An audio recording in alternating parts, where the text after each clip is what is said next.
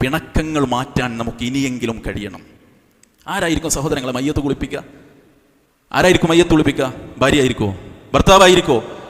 25 kilometre യാത്ര ചെയ്തിട്ടാണ് വയനാട്ടിലെ 10-30 ജനാസകൾ, 10-30 മയ്യത്തുകൾ നിലമ്പൂരിലേക്ക് എത്തിയത്. ആരാ കുളിപ്പിച്ചത്? ജനിച്ചിട്ട് കണ്ടിട്ടില്ലാത്ത മനുഷ്യർ, പേരറിയാത്തവർ.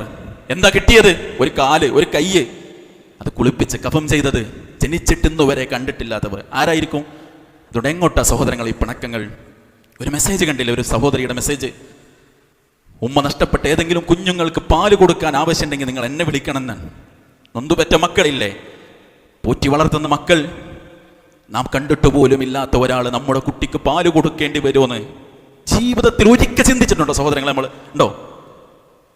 എൻ്റെ കുട്ടിക്ക് പാല് കൊടുക്കാൻ കിലോമീറ്ററുകൾ യാത്ര ചെയ്ത ഒരു പെണ്ണ് യാത്ര ചെയ്തു വരുമെന്ന് ജീവിതത്തിൽ ഒരു നിമിഷം നമ്മൾ ചിന്തിച്ചിട്ടുണ്ടോ മനുഷ്യരെ?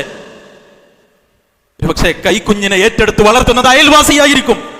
അയാളോടാണ് ഒരു പ്ലാവിന്റെ കൊമ്പിന്റെ പേരിൽ 10 കൊല്ലായി നമ്മൾ തെറ്റി നിൽക്കുന്നത്, അല്ലേ?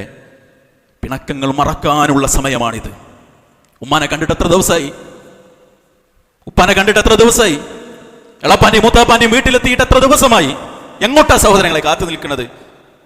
ബോഡി പോലും തിരിച്ചറിയാത്ത അവസ്ഥയിലേക്ക് ആളുകൾ മാറും. തിരയും നമ്മൾ. ആ തെരഞ്ഞു കിട്ടുന്ന മയ്യത്തിന്റെ മുന്നിൽ എളാപ്പയാണ്, മൂത്താപ്പയാണ്, ജ്യേഷ്ഠനാണ്. ബന്ധം പുതുക്കാനാവോ? കെട്ടിപ്പിടിക്കാനാവോ? മയ്യത്തൊന്ന് കാണാൻ പോലും പറ്റുമോ? കാണാനൊരു മയ്യത്ത് കിട്ടുമോ? കൈയാണ്, കാലാണ്, ഉടല് നഷ്ടപ്പെട്ട തലയാണ് നമ്മുടെ സഹോദരങ്ങൾ തുണിസഞ്ചികളിൽ എടുത്തു കൊണ്ടുപോകുന്നത്. എവിടേക്കാണ് ഈ പണക്കം? എവിടേക്കാണ് ഈ തെറ്റല്? എവിടേക്കാണ് ഈ അകൽച്ച? ഭാര്യ കൂട്ടിനുണ്ടാകുമെന്ന് വിചാരിച്ചിട്ടാണോ ഈ അഹന്ത? തരക്കേടില്ലാത്തൊരു സ്റ്റാറ്റസ് നാട്ടിലുണ്ട് എന്ന് വിചാരിച്ചിട്ടാണോ ഈ അഹങ്കാരം? ഇല്ല സഹോദരങ്ങളെ, ദുർബലരാണ് നമ്മൾ.